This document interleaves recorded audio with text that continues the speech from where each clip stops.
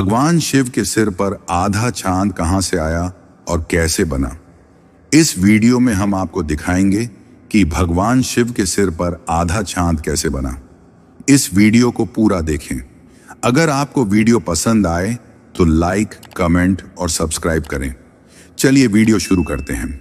उन्होंने पहले ही एक या एक से अधिक पुत्रियों को एक देवता और एक आरष्य को दे दिया था।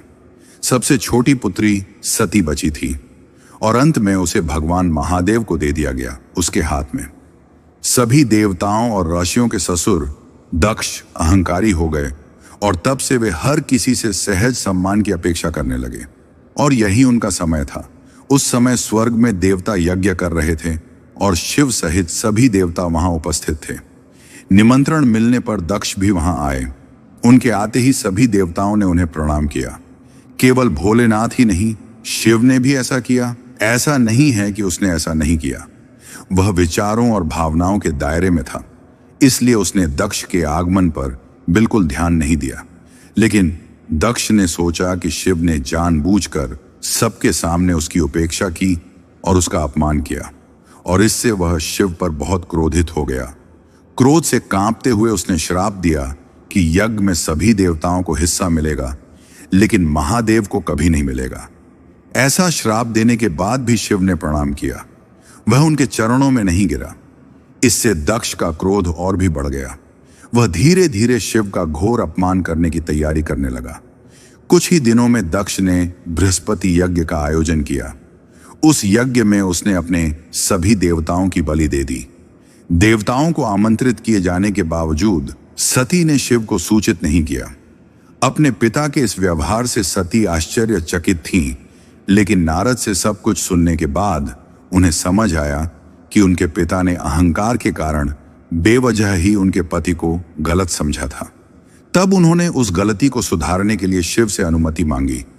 वह नंदी के साथ अपने पिता के घर पहुंचा। यज्ञ अभी शुरू ही हुआ था और वहां खूब निंदा हो रही थी। दक्ष ने सती को आते देखा।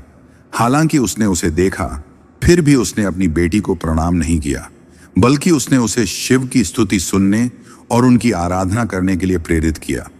इसके अलावा उसने शिव को बेहद कठोर भाषा में अपशब्द कहना शुरू कर दिया। उसे भिखारी, बेशर्म और निर्लज्ज कहा। पवित्र स्त्री अपने पति के विरुद्ध लगाए गए इन आरोपों को सहन नहीं कर सकी, लेकिन उसकी बार बार की विनतियों के बावजूद सती बुरी तरह घायल हो गई थी। वह अब और अपनी जान नहीं लेना चाहती थी, इसलिए उन्होंने तुरंत योग की अग्नि प्रज्वलित की और यज्ञ स्थल पर सबके सामने स्वयं को बलिदान कर दिया। इस घटना को अपनी समझ से परे घटित होते देख नंदी पहले तो स्तब्ध रह गया, फिर रोते हुए कैलाश की ओर भागा। उसके मुख से सती के आत्मदाह का समाचार सुनकर शिव क्रोधित हो उठे। उन्होंने उसे फाड़ डाला। उलझे हुए बाल, उनसे ही वीरभद्र का जन्म हुआ। क्रोधित होकर उसने शिव के अन्य सेवकों को साथ लिया और यज्ञ स्थल को नष्ट कर दिया तथा दक्ष का सिर काट दिया। और उन्होंने सती के मृत शरीर को अपनी बाहों में उठाया। वह पागलों की तरह विलाप करने लगा। उसकी आंखों से आंसू बहने लगे। उसे लगा कि सती के बिना इस संसार का कोई अर्थ नहीं, सब कुछ नष्ट हो जाए, प्रलय आ जाए। फिर उसने सती के शरीर को अपने कंधों पर उठाया और खड़ा हो गया। भोलानाथ ने अपना विनाशकारी नृत्य प्रारंभ किया। विनाश को रोकने और सृष्टि को बचाने के लिए स्वयं विष्णु ने सती को शिव से अलग करने के लिए आगे आए। उन्होंने अपने सुंदर चक्र से सती के शरीर को 51 भागों में काट दिया। वे टुकड़े एक एक करके पृथ्वी के विभिन्न भागों में फेंके जाने लगे। समय के साथ साथ उन भागों और स्थानों पर देवी सती का एक मंदिर बनाया गया। सती का शरीर शिव ने उसे अपने कंधे से उतारकर काफी शांति प्राप्त की, लेकिन उनकी रुद्राक्षता कम नहीं हुई। उस आभा के प्रभाव से सूर्य फीका पड़ गया। उस आभा की अग्नि में शिव के मार्ग पर स्थित वृक्ष, पर्वत और गांव नष्ट हो गए। सभी जन्मों का सिलसिला शुरू हो गया। तब त्रही त्रही का जाप करते हुए देवता ब्रह्मा के पास इस रुद्र अग्नि को शांत करने का उपाय खोजने गए। ब्रह्मा ने कहा कि इसका केवल एक ही उपाय है और इसके लिए उन्हें अमृत का पात्र और गहरे रंग का चंद्रमा चाहिए। फिर अमृत का घड़ा आया और 16वें रूप में सजी हुई चंद्रमा भी आ गई। ब्रह्मा ने निवेदन किया कि रात्रि में आकाश में निवास करने वाली शीतलता और शांति अमृत में भी व्याप्त हो जाए। तब ब्रह्मा के निवेदन पर चंद्र अमृत से भरे पात्र में प्रवेश कर गया। तब देवताओं ने अमृत से भरे पात्र को शिव के पास ले जाकर अमृत प्राप्त करने की प्रार्थना की। शिव अमृत देखकर प्रसन्न हुए, लेकिन अपनी उंगली को जग में डुबोएं और नमक उठा लें। उसके जाते ही घड़े में रखा चांद उसके नाखूनों की चोट से 2 टुकड़ों में फट गया। सभी देवता एक साथ ओह ओह चिल्लाए और चुप हो गए।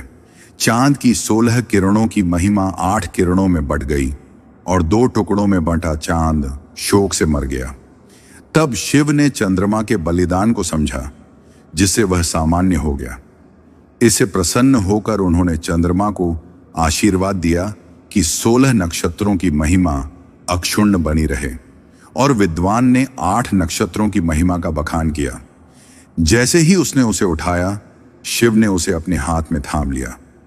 तुरंत ही शिव का पूरा शरीर शांति से भर गया।